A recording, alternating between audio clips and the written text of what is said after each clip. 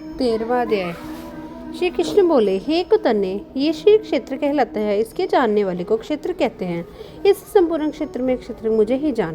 क्षेत्र और क्षेत्र का जो ज्ञान है मेरे मत से वही ज्ञान है। ये क्षेत्र कैसे रूप का है, उसमें कौन कौन विकार होते हैं, उसकी उत्पत्ति किस प्रकार से हुई और क्षेत्र का क्या प्रभाव है, इत्यादि बातों को संक्षेप में कहता हूँ, सुनो।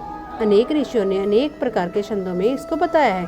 वेदों ने भी पृथक पृथक वर्णन किया है और हित वाले ब्रह्मसूत्र में पदों में भी ये ज्ञान निश्चय किया गया है। पंच महाभूत अहंकार, बुद्धि, अव्यक्त प्रकृति, 10 इंद्रिया, मन तथा 5 इंद्रियों के विषय तथा इच्छा, द्वेष, सुख दुख, संघात, चेतना, द्वितीय तथा इनके समूह।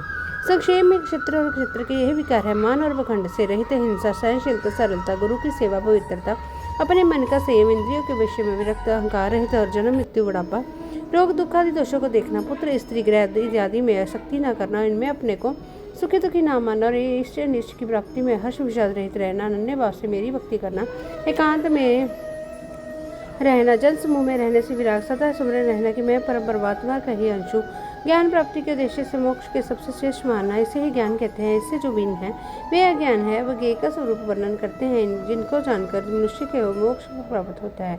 वे आदि बड़े से बढ़ रहा अकथनीय होने से सत्य कहा जाता है और ना सत्य ही कहा जाता है। सब और उसके हाथ और चरण है, सब और उसके मुंह, नेत्र, सिर और सुख है, सब और कान है। वही जगत में सबको घेरे हुए स्थित है। वह सब इंद्रियों के गुणों का प्रकाश है, पर उनके कोई इंद्रिय नहीं है, जिसको जिसकी की शक्ति नहीं है, पर जो सबका आधार है, जो स्वयं निर्गुण होने पर भी गुणों का विभोक्ता है, जो सब भूतों के बाहर भीतर है, तो भी चर है, जो अत्यंत सूक्ष्म होने के कारण जाना नहीं जाता, जो दूर भी है और निकट भी है, जिसके विभाग नहीं होते और पर जो भिन्न विभागों में विभक्त रहता है, समान रहता है। समस्त भूतों का पालन, नाश और उत्पन्न करने वाला वही ज्ञेय है। मैं अंत गैर से परे ज्योतिषमान पदार्थों को ज्योति देता है। वही ज्ञान जानने योग्य पदार्थ ज्ञान के द्वारा जानने योग्य सबके हृदय में निवास करता है। इस प्रकार क्षेत्र, ज्ञान और ज्ञेय इसके संक्षेप में कहा। इसे जानकर मेरा भक्त मेरे पद के योग्य होता है। प्रकृति और पुरुष दोनों ही अनादि है। विकार और गुणों की उत्पत्ति प्रकृति से हुई है। कार्य और कारण को प्रकृति द्वारा उत्पन्न करती है। पुरुष तो सुख और दुख का भोगता है, प्रकृति में पुरुष रहता है, प्रकृति के गुणों का उपभोग करता है, तदनुसार उत्तम तथा अधम योनि में जन्म लेता है। इस हृदय में उपदिष्टा, मनता, बढ़ता, भोक्ता महेश्वर परमात्मा और परम पुरुष कहते हैं। इस प्रकार के गुणों के साथ प्रकृति और पुरुष को जो जानता है, उसका रहन चाहे सहन चाहे जैसा हो, पुनर्जन्म नहीं होता।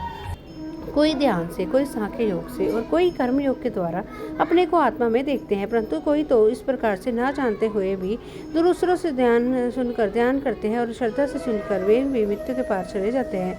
हे अर्जुन, स्थावर या जंगम सब प्राणीमय क्षेत्र और क्षेत्र के संयोग से ही होते हैं। परमेश्वर सब भूतों के समान रूप से है। भूतों के नष्ट होने पर भी उनका नाश नहीं होता। इस भांति जो देखता है वही देखता है। सब में समान रूप से स्थिति होकर परमेश्वर को देखता हुआ जो अपनी आत्मा का नाश नहीं करता, वह उत्तम गति में प्राप्त करता है। जो ये देखता है कि प्रकृति द्वारा सब कर्म होते रहते हैं और आत्मा करता और है, वही मानो देवता है। जब वह भिन्न भिन्न भूतों के परमेश्वर के बीच एक रूप देखता है और उसी में असक्त भी उनका विस्तार देखते हैं, तब वह ब्रह्म को प्राप्त होता है। कुतन्य, अनादि और निर्गुण होने से परमेश्वर अव्यय है।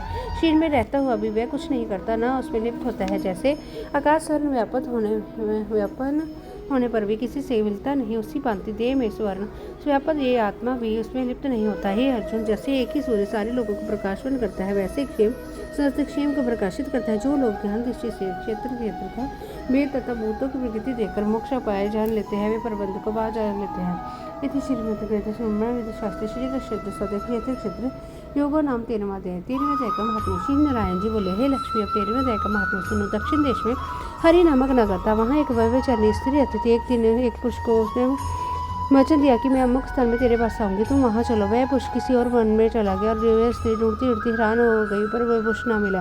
सांझ पड़ गई, तब वह गणिका प्रीतम का नाम लेकर पुकारने लगी। इतने में वह पुरुष मिल गया। दोनों प्रसन्न होकर बैठे कि इतने में एक शेर आया और गणिका को खा लिया। तब देवदूत धर्मराज के पास गणिका को ले गए। धर्मराज ने हुक्म दिया, इसको चंडालनी का जन्म देवो। श्री नारायण जी कहते कि हे लक्ष्मी, उसने गणिका की देह त्याग कर चंडालनी की देह पाई। कई दिन पीछे एक दिन नर्मदा नदी के तट पर चली गई। वहाँ क्या देखा कि एक साधु गीता जी के 13वें अध्याय का पाठ करता है। उसने सुन लिया। जब अध्याय पढ़ के भोग पाया तो तुरंत चंडालनी के प्राण छूट गए। देवता ही पाई आकाश से विमान है, जिस पर बैठकर वह कुंड को चली गई। तब श्री नारायण जी ने कहा, हे लक्ष्मी, ये 13वें अध्याय का महात्म्य है। जो प्रीति के साथ पढ़ते हैं उनका फल कहा नहीं जाता। जाने वन में पड़े तो परम राम को प्राप्त होते हैं। गीता का 13वां अध्याय समाप्त। वीडियो अच्छी लगी हो तो वीडियो को लाइक करना ना भूलें और सब्सक्राइब करना ना भूलें, बेल आइकन बटन दबाना ना भूलें। कमेंट बॉक्स में जय श्री कृष्ण लिख दो। जय श्री कृष्ण, जय श्री कृष्ण, जय श्री कृष्ण।